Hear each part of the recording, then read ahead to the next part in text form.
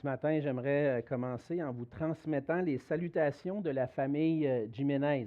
Ceux qui se souviennent de David et Tatiana qui ont été avec nous pendant la dernière année. Ils sont déménagés cet été en Alberta. Ça fait déjà 4 mois qu'ils sont là-bas.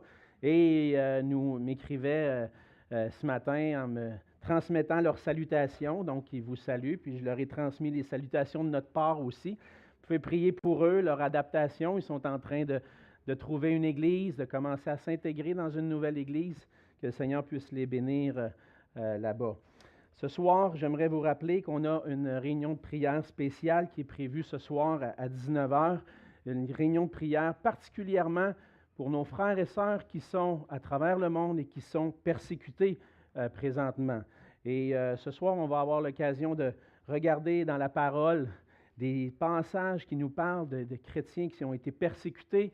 On va aussi élever des chants au Seigneur et des prières selon différents thèmes. Donc, je vous invite à être présent ce soir à 19h pour cette réunion spéciale de prière. Et j'aimerais aussi vous inviter à prier particulièrement cette semaine. Cette semaine, à partir de demain soir et jusqu'à mercredi soir, ce sera le congrès du Fellowship. Le Fellowship, c'est notre grande famille d'églises au Canada. Donc, le congrès va avoir lieu à Niagara Falls. C'est un congrès annuel où des délégués de toutes les églises, de plus de 500 églises au Canada, se réunissent pour prendre des décisions sur l'avenir de notre famille d'églises. Donc, je vous inviterai à prier particulièrement pour que le Seigneur puisse diriger cette rencontre-là. Ça puisse être une rencontre édifiante, puis où les décisions qui vont être prises puissent continuer d'aller dans la bonne direction, de faire l'œuvre du Seigneur. Et si vous avez à cœur de prier pour moi, je vais être sur la route, donc je vais aller à ce congrès-là et puis vous pouvez nous supporter dans la prière.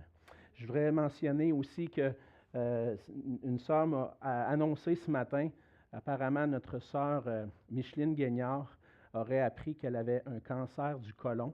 Donc, je n'ai pas plus de détails. Je vais essayer d'avoir plus de détails sur ça, mais vous pouvez prier pour notre sœur Micheline. Et puis, on va faire ça aussi ensemble dans quelques instants. Ce matin, on continue notre étude dans l'épître de Paul aux Éphésiens. Et j'aimerais vous inviter à tourner avec moi dans Éphésiens au chapitre 1. Et ce matin, on va lire les versets 3 à 14. Dans Éphésiens chapitre 1, les versets 3 à 14. Je vais prendre le temps de lire les versets 3 à 14, même si je vais m'attarder particulièrement ce matin aux versets 3 à 6. Parce que dans cette section du passage-là, on ne peut pas lire juste quelques versets. Il faut lire toute cette section pour comprendre le cœur de Paul et puis ce pourquoi on va voir, il loue le Seigneur. Donc, on lit ensemble Éphésiens 1, versets 3 à 14. La parole de Dieu dit ceci. « Béni soit le Dieu et Père de notre Seigneur Jésus-Christ, qui nous a bénis de toute bénédiction spirituelle dans les lieux célestes en Christ. En lui, Dieu nous a élus avant la fondation du monde pour que nous soyons saints et irréprochables devant lui. Il nous a prédestinés dans son amour à être ses enfants d'adoption par Jésus-Christ selon le bon plaisir de sa volonté, pour célébrer la gloire de sa grâce dont il nous a favorisés dans le bien-aimé. En lui, nous avons la rédemption par son sang, le pardon des péchés, selon la richesse de sa grâce que Dieu a répandue abondamment sur nous par toute espèce de sagesse et d'intelligence. Il nous a fait connaître le mystère de sa volonté, selon le bienveillant dessein qu'il avait formé en lui-même, pour le mettre à exécution lorsque les temps seraient accomplis, de réunir toutes choses en Christ, celles qui sont dans les cieux et celles qui sont sur la terre. En lui, nous sommes aussi devenus héritiers, ayant été prédestinés suivant le plan de celui qui opère toutes choses d'après le conseil de sa volonté, afin que nous servions à célébrer sa gloire, nous qui d'avance avons espéré en Christ. En lui, vous aussi, après avoir entendu la parole de la vérité, l'évangile de votre salut, en lui vous avez cru et vous avez été scellés du Saint-Esprit qui avait été promis, lequel est un gage de notre héritage pour la rédemption de ceux que Dieu s'est acquis pour célébrer sa gloire. On va se courber dans un mot de prière.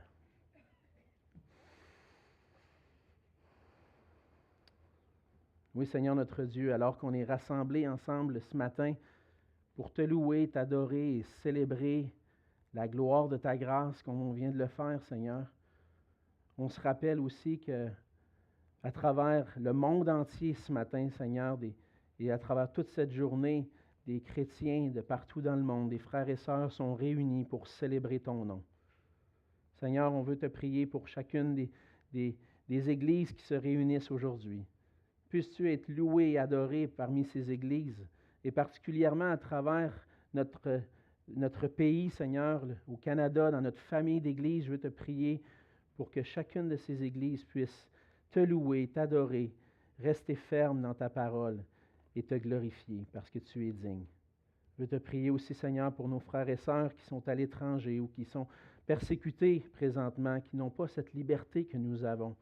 On te prie que tu puisses être avec eux et leur donner le courage, la persévérance dans la foi pour rester fermes devant les combats qu'ils vivent et qu'ils puissent te célébrer de tout leur cœur malgré les moments difficiles.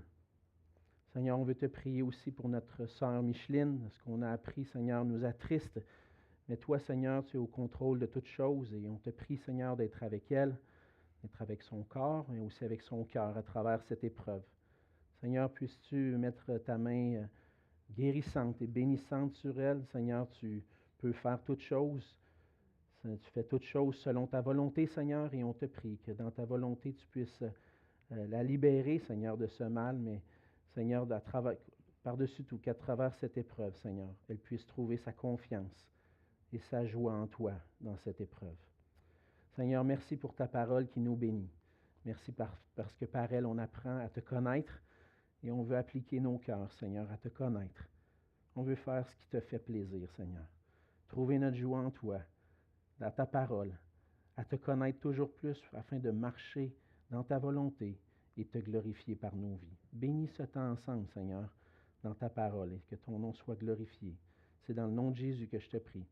Amen. Amen. Nous sommes tous des théologiens.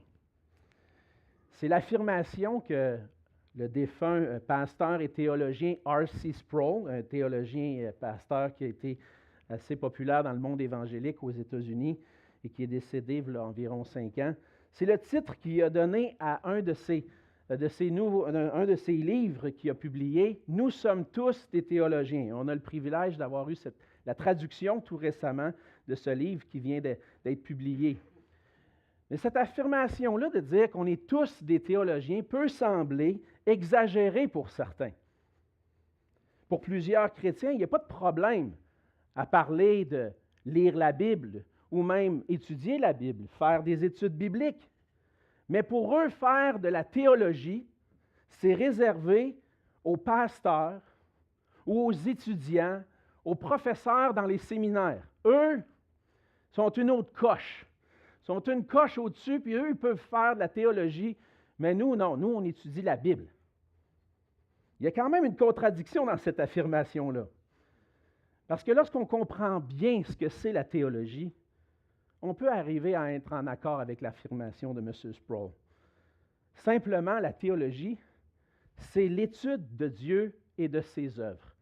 L'étude de la personne de Dieu, de son plan parfait et de ses œuvres. La théologie, en fait, cherche à répondre à des questions que nous nous posons et que les gens autour de nous se posent. Par exemple, dans l'étude de l'Évangile de Luc, qu'on a fait pendant plusieurs mois, on a posé des questions théologiques. Et chaque semaine, qu'on le veuille ou non, on fait de la théologie en étudiant les Écritures parce qu'on cherche à connaître Dieu, à connaître son plan et ses œuvres.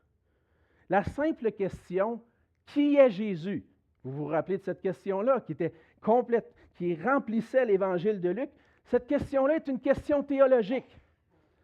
Et si on pose la question qui est Jésus, si on te pose la question qui est Jésus ce matin, tu vas sortir une réponse.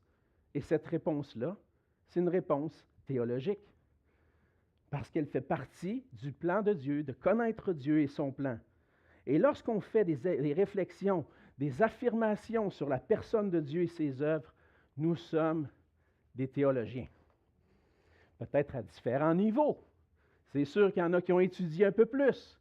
Mais lorsqu'on cherche à connaître Dieu, on fait de la théologie. Un peu comme lorsque, dans les universités, on étudie, vous connaissez toutes les disciplines qu'on peut étudier à l'université. Il y a la sociologie, où on étudie la société, l'anthropologie, où on étudie l'être humain. Il y a toutes sortes de logies. En théologie, c'est l'étude de Dieu. Dans l'épître de Paul aux Éphésiens, on trouve un sommaire de la théologie de Paul sur des sujets importants concernant notre Dieu, son plan et ses œuvres. Et on va étudier ensemble dans cet épître, dans le but de découvrir les richesses que le Seigneur a pour nous dans sa parole, on va étudier des questions importantes. Et dans cette étude-là, on va inévitablement réfléchir ensemble à des questions théologiques importantes. Par expérience, lorsqu'on se met sérieusement à étudier les Écritures, lorsqu'on cherche à comprendre qui est Dieu, sa personne et son plan, on va être inévitablement confronté à certaines idées préconçues dans notre esprit. On a des idées sur des sujets, sur Dieu, sur Jésus, sur le salut, sur la fin des temps. On a des idées. Et lorsqu'on plonge dans les Écritures, des fois, on est confronté à ces idées-là. On est perturbé même. Même moi, des fois, hey, je n'avais pas compris ça comme ça. Et puis là, on découvre des choses. Et parfois, ça nous ébranle. Et ça nous amène à nous remettre en question. Mais par-dessus tout, alors qu'on va étudier l'Épître aux Éphésiens, mon désir, ma prière, c'est que cette étude-là puisse être, même si parfois ça va être des sujets difficiles, une bénédiction pour vous. Une bénédiction d'apprendre à connaître Dieu toujours plus. Une bénédiction qui va vous amener à glorifier Dieu de tout votre cœur. On est tous des théologiens, et faire de la théologie, c'est de prendre le temps d'appliquer nos pensées et notre réflexion à étudier la personne de Dieu. En d'autres mots, comme je l'ai dit, c'est chercher à connaître Dieu, connaître les raisons pourquoi on doit lui rendre gloire. Mais malheureusement, je pense qu'avec le temps qui avance, on est tellement occupé ou préoccupé par toutes sortes de choses que malheureusement, on ne prend pas toujours le temps qu'il faut pour approfondir notre connaissance de Dieu. On néglige de grandir en maturité comme théologiens, comme des enfants de Dieu qui cherchent à connaître leur Père. Et puis, malheureusement, je pense qu'on a besoin ensemble de s'encourager à grandir dans notre connaissance de Dieu. On peut négliger de faire de la théologie, mais il y a aussi un problème lorsqu'on fait de la théologie pour des mauvaises raisons, pour s'enfler la tête, dire « moi j'ai des bonnes connaissances, j'ai des connaissances sur Dieu », mais c'est un problème lorsque ces connaissances-là en demeurent là. Faire la théologie nous amène à glorifier Dieu, parce que plus qu'on connaît Dieu, plus on veut le glorifier. Et dans le passage de ce matin, on lit un des textes les plus glorieux de l'apôtre Paul. Ce passage-là démontre que Paul avait une connaissance de Dieu et de ses œuvres qui le conduisaient ultimement à célébrer la gloire de Dieu. Comme on l'a vu la semaine dernière, Paul est en prison et alors qu'il est emprisonné à Rome, il écrit aux chrétiens d'Éphèse, écrit aux chrétiens de cette région-là de l'Asie, et il désire leur communiquer, leur faire connaître et redécouvrir l'Évangile, la bonne nouvelle de la grâce de Dieu en Jésus-Christ. Et dans les versets 3 à 14, Paul prononce une parole de bénédiction, une parole de louange. Et cet éclat de louange de la part de Paul énumère les multiples bénédictions qu'on trouve en Jésus-Christ par la foi en lui. On voit dans ce passage-là, les versets 3 à 14, 3 grandes sections. Paul va développer des bénédictions qu'on trouve en Jésus-Christ, mais qui nous viennent particulièrement de Dieu le Père. C'est ce qu'on voit dans les versets 3 à 6. On voit ensuite de ça des bénédictions qu'on trouve en Jésus-Christ qui nous viennent de Jésus lui-même à travers les versets 7 à 12. Et puis finalement, on voit des bénédictions qui nous viennent par l'Esprit Saint dans les versets 13 à 14. Et ces bénédictions-là sont incroyables. Tellement Dieu est grand, infiniment bon, et dans toute sa personne, on ne pourrait pas le décrire, mais on voit à travers ces trois personnes de la Trinité des bénédictions qu'on trouve en Jésus-Christ. Et à travers ce passage ce matin, on va se concentrer particulièrement sur les versets 3 à 6, et qui sont les bénédictions qui nous viennent de Dieu, notre Père.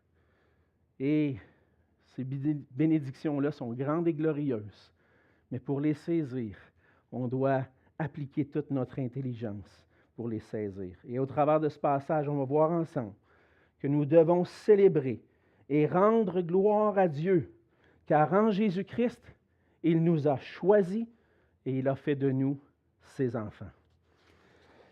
On voit premièrement au verset 3, et puis vous allez voir que dans l'Épître aux Éphésiens, on va avancer peut-être un peu moins vite que dans l'Évangile de Luc. L'Évangile de Luc, c'était des textes narratifs qui racontaient des histoires qui nous permettaient d'avancer un peu plus. Mais dans ce passage-là, il y a tellement de choses à dire. Paul a compacté tellement de théologie dans ça qu'il faut prendre le temps de s'arrêter et le découper comme il faut. Donc, on commence avec le verset 3, où Paul va commencer son épître en disant « Béni soit Dieu le Père de notre Seigneur Jésus-Christ, qui nous a bénis de toute bénédiction spirituelle dans les lieux célestes en Christ. » Paul commence en bénissant Dieu. Et là, certains vont dire, « Ouais, mais comment je peux faire pour bénir Dieu? Normalement, c'est Dieu qui me bénit. C'est Dieu qui me fait du bien. Comment est-ce que moi, je peux faire quelque chose pour bénir Dieu? » Mais le mot « bénir » dans ce cas-ci veut simplement dire du bien, déclarer du bien, déclarer des louanges à propos de Dieu. Et lorsque Paul commence, il dit « Béni soit Dieu le Père », c'est une louange à Dieu. Gloire à Dieu le Père de notre Seigneur Jésus-Christ. Béni, on veut dire du bien de lui. Et puis, en fait, il fait comme on voit dans les psaumes. Comme on voit dans les psaumes, c'est souvent une parole de louange au Seigneur. Et à travers cette bénédiction-là, cette louange-là, Paul veut éveiller dans le cœur des Éphésiens un désir de louer Dieu, de louer avec lui le Père. Béni soit Dieu. Et puis venez avec moi, puis louez Dieu avec moi. Regardez ce qu'il a fait pour nous. Et ce verset-là, verset 3, est comme une introduction pour tout ce qui va suivre, de dire, c'est quoi pour les raisons pour lesquelles on peut bénir Dieu? Et à travers ça, Paul encourage les chrétiens. Rappelez-vous des bontés de Dieu qu'on trouve en Jésus-Christ. Et lorsqu'on se réunit ensemble, frères et sœurs, pour chanter des louanges, louer Dieu de tout notre cœur, on veut se rappeler des bontés du Seigneur. Lorsque je m'occupais de la louange à l'église de Longueuil, il y avait un verset qui me revenait toujours, qui était sur mon cœur, puis il était un peu mon guide pour dire, voici ce qu'on veut faire ensemble, dans le ministère de la louange, et avec toute l'église ensemble. Psaume 9, versets 2 et 3. Il dit, « Je louerai l'Éternel de tout mon cœur. Je raconterai toutes tes merveilles. Je ferai de toi le sujet de ma joie et de mon allégresse. Je chanterai ton nom, Dieu très haut. » C'est ce qu'on veut faire ensemble. Louer Dieu de tout notre cœur. Et Paul est comme un dirigeant de louange qui dit, « Venez avec moi, bénir, louer Dieu pour ses merveilles. » Et on voit à travers le passage que le Père nous a bénis de toute bénédiction spirituelle. Paul ne peut pas s'empêcher de louer Dieu, parce que c'est un Dieu de grâce, un Dieu de bonté, un Dieu qui a manifesté envers nous son amour. Et par sa grâce, ce Dieu-là a voulu nous faire part de bénédictions. Ici, Paul va mettre l'accent sur les plus grandes bénédictions qu'on peut trouver auprès du Seigneur. Et ce sont des bénédictions spirituelles. C'est important de s'attarder juste un instant sur cet adjectif-là, que le Père de notre Seigneur Jésus-Christ nous a bénis, nous, de toute bénédiction spirituelle. Ce sont des bénédictions qui nous viennent par l'Esprit de Dieu. Parce que nous appartenons au Seigneur, que nous sommes membres de son corps, unis à Jésus-Christ, on goûte des multiples bénédictions spirituelles. Mais ce que je veux, où je veux attirer l'attention aussi, c'est que je pense que ce mot-là qualifie aussi que ce ne sont pas des bénédictions terrestres ou matérielles. Bien souvent, de plus en plus de nos jours, on entend, puis je n'en ai déjà parlé, puis je reviens là-dessus parce que c'est un problème, je crois, dans plusieurs églises qui se disent évangéliques, de dire que si tu viens au Seigneur et si tu donnes ta vie à Jésus, tu vas être béni, puis Dieu va régler tes problèmes financiers. Si tu es malade, il va te guérir, il va te relever. C'est l'évangile de la prospérité. Et là, ce que Paul est en train de dire, c'est pas mettre l'accent sur des richesses, pas mettre l'accent sur mon bien-être, pas mettre l'accent sur le fait que je n'aurai pas de souffrance ou que je n'aurai pas d'épreuve. Non, il dit, regarde dans les lieux célestes les bénédictions spirituelles que tu trouves en Jésus-Christ. Parce qu'en Jésus-Christ, c'est des bénédictions, non pas matérielles, même si le Seigneur prend soin de nous. Même si le Seigneur prend soin de nous, il pourvoit nos besoins. Il est fidèle envers nous. Mais premièrement, les bénédictions qu'on trouve en Jésus, ce n'est pas des richesses terrestres, mais des richesses célestes. Et c'est ce qu'on voit dans ce passage-là. Puis on pourrait prendre toute la matinée pour parler juste du verset 3. Je vais manquer de temps si je fais ça. Parce que j'ai d'autres choses on veut avancer ensemble. Mais ce que Paul est en train de dire ici, c'est que j'ai des bénédictions spirituelles. Elles sont dans les lieux célestes et elles se trouvent en Jésus-Christ. Et c'est comme si Paul est en train de mettre l'accent sur à quel endroit est-ce que je vais trouver cette bénédiction-là. Et puis, ce que Paul est en train de dire, c'est que tu ne pourras pas jamais goûter ces bénédictions spirituelles-là si tu n'es pas en Jésus-Christ. Les réformateurs ont travaillé très fort pour mettre de l'avant l'enseignement de la parole de Dieu dans une église catholique romaine qui s'était complètement éloignée, qui n'enseignait plus la vérité. Et une des choses sur laquelle ils ont mis l'accent, c'est la doctrine de l'union avec Christ. Qu'est-ce que c'est la doctrine de l'union avec Christ? Bien, c'est exactement ce que Paul est en train de dire. C'est que lorsque je viens au Seigneur, lorsque je viens à lui, c'est en lui que vont se trouver toutes les bénédictions. Il n'y en a pas ailleurs. Et puis, juste pour en nommer quelques-unes dans Éphésiens 1, on va trouver qu'en Jésus, il y a toutes sortes de bénédictions, puis Paul va le répéter régulièrement à travers des mots comme en Christ, en lui, dans le bien-aimé. Et vous porterez votre attention peut-être la semaine prochaine, lorsqu'on va relire le passage. Pour la semaine prochaine, l'autre d'après. La semaine prochaine, on a un invité.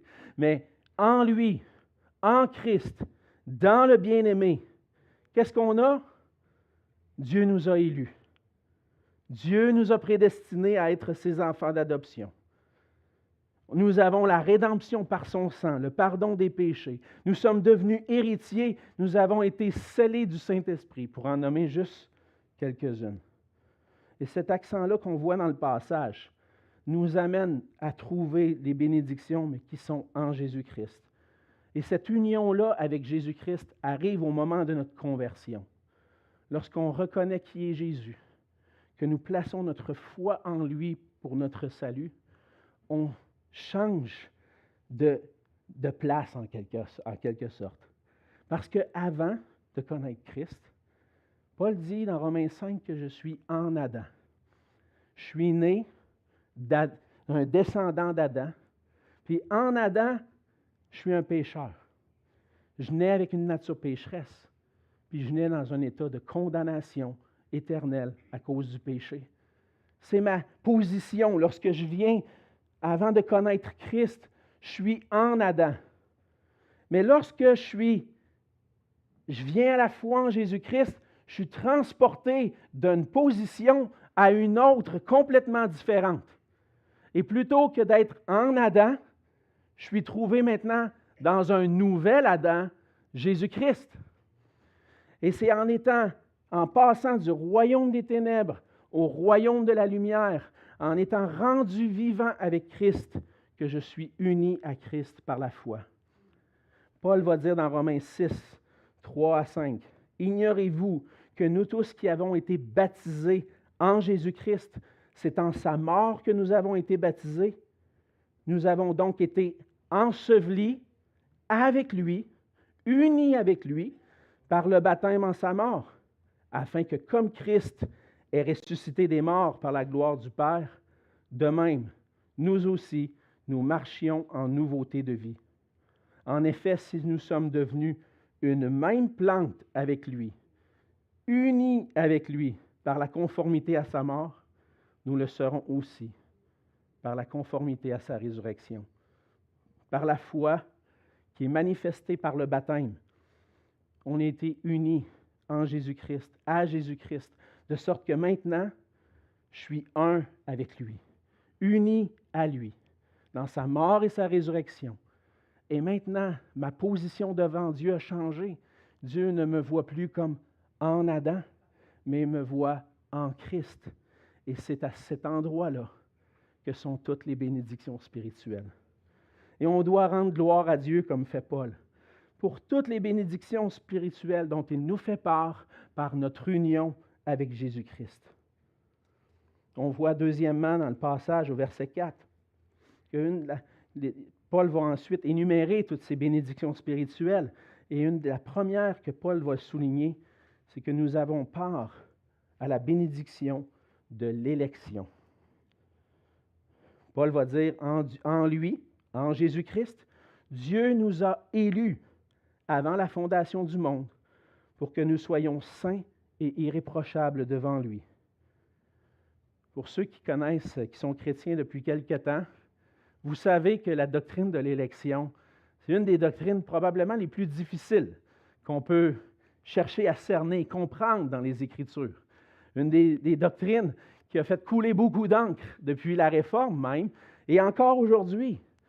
Qu'est-ce que c'est exactement cette doctrine-là de dire que Dieu nous a élus? Qu'est-ce que ça veut dire? Et on cherche à comprendre de quelle manière ça s'est passé, comment Dieu en est arrivé là. Et mon but ce matin, ce n'est pas de passer des heures sur la question, ce n'est pas de répondre à toutes les questions concernant l'élection, mais mon but ce matin, c'est d'essayer de, avec tout mon cœur, puis la grâce de Dieu, puis l'Esprit de Dieu, vous exposer le plus droitement possible à partir de ce passage-là, ce que Paul et l'ensemble des Écritures enseignent sur ce sujet-là. Et je vous ai dit tout à l'heure, des fois, on peut être confronté des fois à des idées. Et je pense que ce matin, ça pourrait arriver que vous soyez confronté à une idée concernant l'élection. Que vous dites, c'est pas comme ça que j'avais compris ça. Mais j'espère que comme je l'ai dit tout à l'heure, que cette étude-là va vous amener à trouver votre joie dans le Seigneur et à glorifier Dieu. Paul le dit simplement, puis on ne doit pas chercher trop loin non plus. C'est dit ici, Dieu nous a élus. Si je suis en Jésus-Christ, j'ai part à une bénédiction spirituelle et cette bénédiction spirituelle-là, c'est que le Père m'a choisi. Paul explique que dans son plan parfait, Dieu a décidé délibérément, selon son bon plaisir, selon sa volonté, conformément au conseil de sa volonté, Dieu a désiré se choisir un peuple. Et ce peuple-là allait être formé de gens de toutes les nations, ce peuple-là allait être formé de gens qui allaient croire et être unis à Jésus-Christ. Et c'est seulement la grâce souveraine de Dieu qui est à l'origine de notre élection. C'est Dieu qui nous a choisis. Et la doctrine de l'élection est fondée sur la souveraineté absolue de Dieu. Dieu est le seul souverain absolu. Il est absolument souverain sur tout ce qui existe. À part lui-même, toutes choses existent et ont été créées par lui. Tout ce qui existe dans l'univers, autant ce qu'on voit que ce qu'on ne voit pas, les éléments physiques que les éléments spirituels, Dieu est à l'origine de toutes choses, il est le créateur de toutes choses et il est souverain sur toutes choses.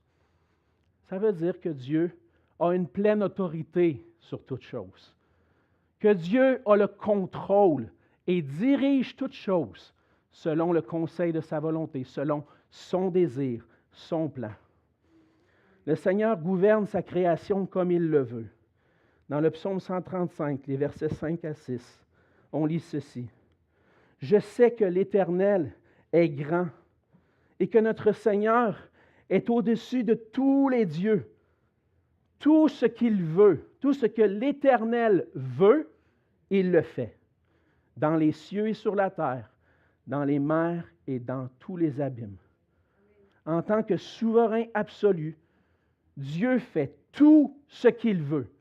Il n'y a rien qui peut empêcher son plan et son désir de s'accomplir. Seulement Dieu peut faire ça. Et il n'y a rien qui va venir mettre en travers du chemin de Dieu pour accomplir ce qu'il désire accomplir. Et on voit particulièrement que c'est aussi le cas dans le cas de l'élection, que Dieu a décidé de se choisir un peuple. Et on voit cette élection-là est fondée sur sa grâce et sur aucun mérite humain. Il n'y a rien en moi-même ou rien dans n'importe qui d'entre nous qui aurait fait en sorte que Dieu décide de nous choisir. Dieu le fait selon sa volonté. Et on voit un exemple de ça dans l'Ancienne Alliance. Lorsque Dieu a choisi Abraham, il l'a fait par grâce, par sa grâce souveraine.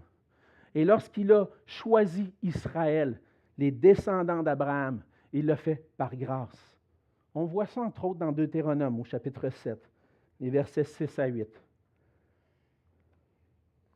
Moïse dit, « Car tu es un peuple saint pour l'Éternel ton Dieu. L'Éternel ton Dieu t'a choisi pour que tu sois un peuple qui lui appartienne entre tous les peuples qui sont sur la face de la terre. Ce n'est point parce que vous surpassez en nombre tous les peuples que l'Éternel s'est attaché à vous et qu'il vous a choisi, car vous êtes le moindre de tous les peuples, mais parce que l'Éternel vous aime, parce qu'il a voulu tenir le serment qu'il avait fait à vos pères. L'Éternel vous a fait sortir par sa main puissante, vous a délivré de la maison de servitude, de la main de Pharaon, roi d'Égypte. » Dieu n'a pas choisi Israël parce que c'est « Hey, ce peuple-là, là, il est fort. Il est hot. Ah, puis si je les choisis, là, ils vont vraiment faire une bonne job pour me glorifier, là. Hey, regarde, c'est une bonne gang, ces gens-là, là. M'allez les délivrer de l'Égypte, tu vas voir. On va déployer tout ce qu'il faut pour aller les chercher, puis après ça, ils vont être un peuple qui vont me rendre gloire. Hey, ça va être extraordinaire. On va faire une belle équipe, ce peuple-là, puis moi. » Ça ne prend pas trop de temps qu'on continue de lire l'Ancien Testament, puis on se rend compte que ce n'était pas du tout des bonnes personnes. Des gens qui méritaient nullement la grâce de Dieu. Et de la même façon que Dieu a choisi Israël, il a décidé, pourquoi? On ne sait pas pourquoi. Il dit, je vous ai choisi, un peuple faible, pauvre, humble. J'ai décidé de vous aimer, puis d'honorer le serment que j'avais fait à vos pères. Mais pourquoi il les a choisis eux? Je ne sais pas. Puis la Bible ne répond pas à cette question-là. Dieu a décidé, parce qu'il est souverain absolu, a décidé de se faire un peuple. Et de la même façon, Dieu a choisi dans la nouvelle alliance en Jésus-Christ de se choisir un peuple qui allait lui appartenir et le servir. En parlant à la première personne du singulier, on voit Paul utilise le « nous » au verset 4. Il dit « En lui, Dieu nous a élus avant la fondation du monde. » Fait que là, on pourrait dire ça c'est évident. C'est une élection corporative, ou je pourrais dire collective. Dieu savait qu'il allait y avoir du monde qui allait croire en Jésus. Puis toute cette gang-là qui vont croire en lui, c'est eux qui vont faire partie de son peuple. D'une manière collective, générale. Tous ceux qui croient en Jésus, c'est eux autres qui sont choisis. C'est pas faux. C'est vrai que Dieu nous a choisis pour être un peuple collectif. Mais je vais un peu plus loin, puis je pense que la Bible va un peu plus loin. Je suis convaincu que la Bible va plus loin en disant que ce n'est pas seulement une élection collective, mais aussi individuelle. Ça veut dire que si je fais partie de l'Église, du corps de Christ, c'est parce que Dieu m'a choisi, moi, personnellement, sur la base d'aucun mérite en moi, mais seulement par sa grâce souveraine. Et pourquoi je dis ça? Parce que notre frère Pierre Morin va toucher ces versets-là.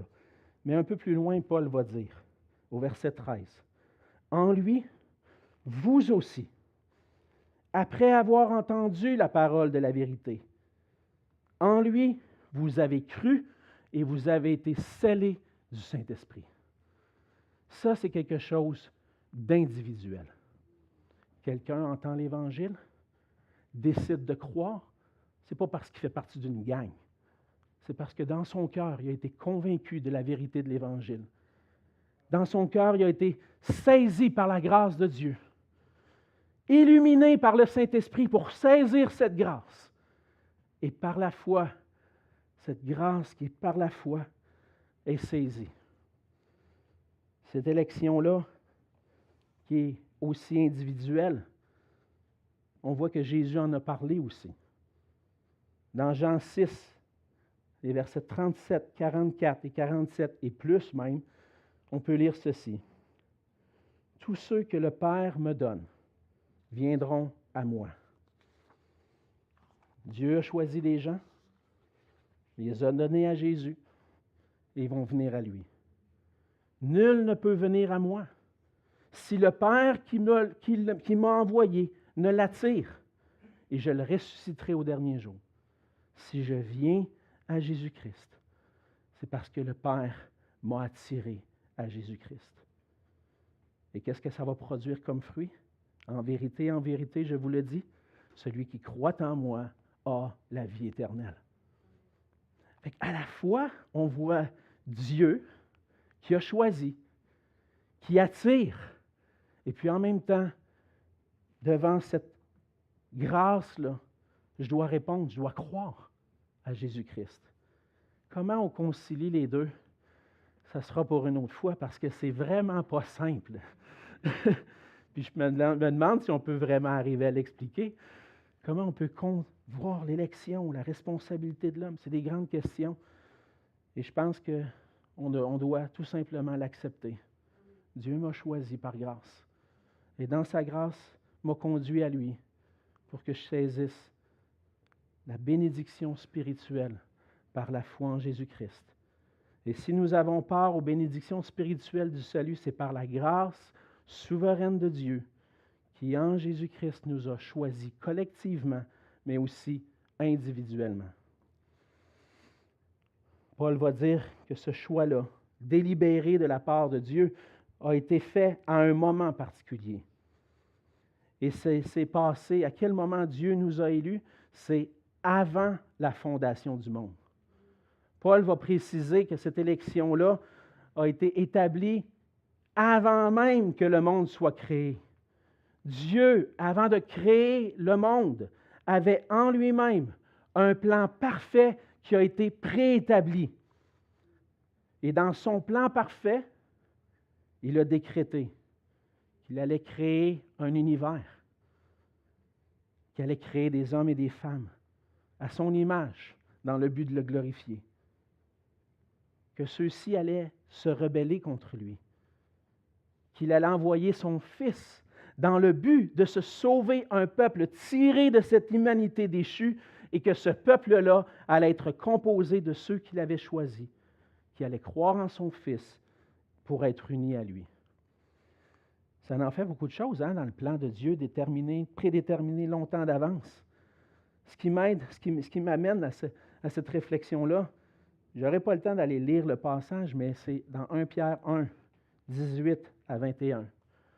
On voit que Jésus-Christ, la mort de Christ, avait été prédéterminée avant la fondation du monde. Et si Christ est venu pour sauver des pécheurs, ça implique beaucoup de choses avant la fondation du monde dans le plan de Dieu. Dieu avait prévu d'avance que Christ allait venir. Ça implique qu'il allait venir sauver. Et le salut du peuple de Dieu, la fondation de l'Église, fait partie du décret éternel de Dieu. Dans Éphésiens 3, les versets 10 à 12, on lit ceci. C'est pourquoi les dominations et les autorités dans les lieux célestes connaissent aujourd'hui, par l'Église, la sagesse infiniment variée de Dieu, selon le dessein éternel qu'il a mis à exécution par Jésus-Christ, notre Seigneur. En lui, nous avons, par la foi en lui, la liberté de nous approcher de Dieu avec confiance. Longtemps d'avance, Dieu avait prévu se former un peuple qui allait croire en Jésus-Christ, qui allait être uni à Jésus-Christ. Et ce peuple-là était choisi avant la fondation du monde dans un but particulier. C'est ce qu'on voit à la fin du verset 4. Il nous a choisis pour que nous soyons saints et irréprochables devant lui. Paul mentionne que c'est dans le but qu'on soit saint, qu'on soit mis à part pour Dieu, mais non seulement mis à part pour Dieu, mais qu'on puisse aussi vivre dans la sainteté. C'est pour être un peuple qui vit dans la sainteté, qui vit, parce que dans le fond, on voit dans les Écritures, même en anglais, on a cette nuance-là. On a les saints, ceux qui ont été mis à part pour Dieu, puis ceux qui vivent qui sont holy, qui sont saints en termes de pureté. En français, on n'a pas cette distinction-là. On a saints, mis à part, choisis par Dieu, mais aussi saints en termes de pureté. Donc, il y a une position puis un état de cœur aussi. Et ce peuple-là est composé de gens qui ont été mis à part, consacrés, mais aussi de gens sanctifiés, purifiés, qui ont été rendus purs par le sang de Jésus-Christ et qui maintenant paraissent devant lui comme étant irréprochables et qu'ils ont maintenant la nécessité de vivre selon cette nouvelle position en se gardant pur. De la même façon que Dieu avait dit à Israël, vous serez saints car je suis saint. Dieu appelle le peuple de la nouvelle alliance à être saint. Cette nouvelle humanité créée par Dieu lui-même en Jésus-Christ est appelée à marcher dans la sainteté. Et en Jésus-Christ, Dieu nous a choisis avant même que le monde soit créé pour que nous soyons un peuple saint, irréprochable devant lui. Et ça, c'est seulement par la grâce de Dieu que ça arrive, par sa grâce souveraine. Ça prenait Jésus-Christ qui vienne pour mourir à la croix pour nos péchés, pour qu'on puisse être rendu pur. Ça prenait que le Fils de Dieu vienne sur la terre, mène une vie parfaite, sans péché, pour devenir une victime parfaite, pour prendre notre place à la croix, pour qu'on puisse, nous, qui sommes imparfaits, qui méritent la condamnation, être sauvés de notre perdition et être sauvés en recevant la sainteté par le sang de Christ. Et en recevant sa sainteté, sa perfection, maintenant on peut être irréprochable devant Dieu. C'est une grâce de Dieu. Ça prenait que ça arrive. Et tous ceux qui placent leur foi en Jésus-Christ seul pour leur salut ont droit à cette sainteté, à cette perfection devant Dieu, qui n'est pas la leur, mais celle de Christ. Et si tu n'as pas encore saisi cette grâce-là encore. Tu entends le message que Jésus est mort pour toi. Tu es incapable de te sauver toi-même. Tu as besoin de saisir cette grâce-là pour être purifié, pour être pur devant Dieu, pour avoir part à ces bénédictions spirituelles-là qui sont seulement en Jésus-Christ. Place ta foi en lui. Viens à lui. Saisis par la foi ces bénédictions-là. La grâce de paraître pur, saint, irréprochable devant lui. Paul continue. Verset 5, une autre bénédiction. Qui nous a prédestinés dans son amour à être ses enfants d'adoption par Jésus-Christ, selon le bon plaisir de sa volonté. Et le Seigneur nous a, dans son amour, dans sa grâce souveraine, dans sa bonté envers nous, prédestinés, choisis d'avance pour qu'on puisse être ses enfants d'adoption. Je n'aurai pas le temps ce matin de développer ce point-là. Paul dit non, hey, là, puis j'en aurais long à dire. Mais Dieu est souverain. Dieu est bon. La semaine prochaine, on avait invité un frère qui s'appelle Doug Virgin, puis il va être avec vous la semaine prochaine. Il va être avec nous la semaine prochaine pour apporter le message. Doug a été directeur de publication chrétienne pendant plusieurs années. Et il y a plusieurs semaines, il m'avait dit, est-ce que c'est correct? Est-ce que vous avez déjà touché le passage dans Galates qui explique ce que ça veut dire être fils puis des enfants d'adoption? J'ai dit, non, on n'a pas touché ce passage-là. Vas-y, prêche là-dessus. Fait que la semaine prochaine, ça tombe bien. Par la grâce souveraine de Dieu, bien, vous allez entendre parler un peu plus de l'adoption à travers le message. Puis c'est coordonné par Dieu lui-même. Ça ne pourra pas être mieux que ça. Mais l'adoption, le fait qu'on est des enfants de Dieu maintenant, appelés enfants de Dieu, alors qu'on était des ennemis, des gens éloignés, c'est une grâce de Dieu. Mais je vais terminer ce matin avec le verset 6. Dans quel but ultime Dieu nous a fait part de cette bénédiction spirituelle, de l'élection, de l'adoption, c'est pour célébrer la gloire de sa grâce dont il nous a favorisés dans le bien-aimé. Par notre union avec Christ, le Seigneur nous appelle maintenant à lui rendre gloire, à vivre pour lui, pour sa gloire. On a goûté toutes les bénédictions spirituelles, célestes. On a part à l'élection, on a part à l'adoption. Et ces bénédictions spirituelles du Père ont un but, c'est de glorifier Dieu. Nous avons été sauvés pour glorifier Dieu en célébrant sa grâce. Là où Israël avait manqué, Dieu se crée un nouveau peuple qui va maintenant le glorifier. Et c'est exactement ce que Paul fait dans ce passage-là. Il dit, voici dans quel but vous avez été sauvés, puis maintenant il montre l'exemple. Et nous, ensemble, c'est ce qu'on veut faire.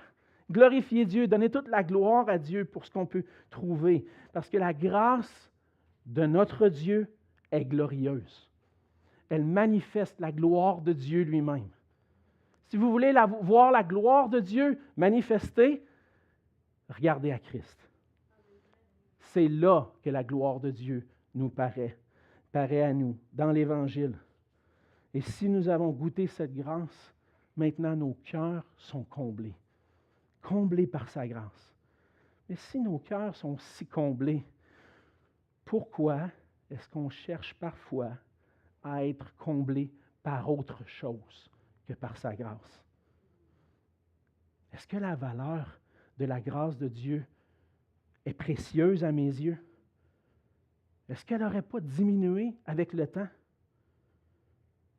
Est-ce que la grâce de Dieu, les bénédictions spirituelles auxquelles j'ai part, sont suffisantes pour me combler et me rendre heureux? On va dire oui, mais pourquoi des fois on tourne nos regards et on dit, non là, je vais essayer de trouver ma joie à travers d'autres choses, faire un peu plus d'argent, compter plus de buts au hockey Cosum quand tu es jeune.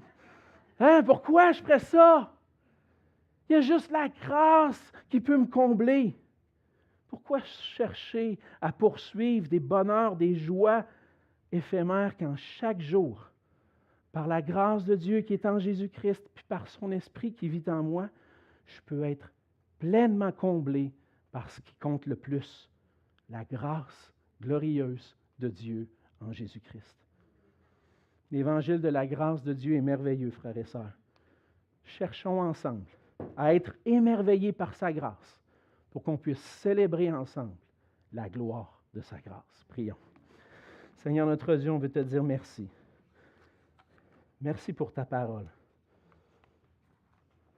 Seigneur, comme dit l'apôtre Jean à la fin de son évangile, je crois, c'est si on voulait écrire tout ce que Jésus a fait sur la terre et tout ce qu'il continue de faire, le monde ne pourrait pas remplir tous les livres qu'on pourrait écrire. Le monde ne pourrait pas contenir tous ces livres-là. Parce que ta grâce, Seigneur, est glorieuse. Ce que tu as accompli pour nous, ton plan parfait en Jésus-Christ, est merveilleux. Et Seigneur, alors qu'on termine cette célébration, on veut te louer, te chanter, te célébrer pour ton amour, te célébrer pour cette bénédiction spirituelle qu'on trouve en toi, Seigneur, que tu nous as choisis pour qu'on puisse être tes enfants. Et quoi qu'il arrive, Seigneur, on sait que tu gardes tes enfants dans ta main et que personne ne va les ravir de ta main. Seigneur, merci de savoir du fait qu'on peut maintenant avoir part à l'adoption, que nous sommes tes enfants. Aide-nous maintenant à trouver notre joie en toi, en ta grâce, et qu'on puisse te célébrer la gloire de ta grâce que tu nous as donnée en Jésus. À toi soit la gloire, Seigneur notre Dieu, et fais de nous des enfants fidèles à toi, comblés par toi. Et c'est en Jésus que je te prie. Amen.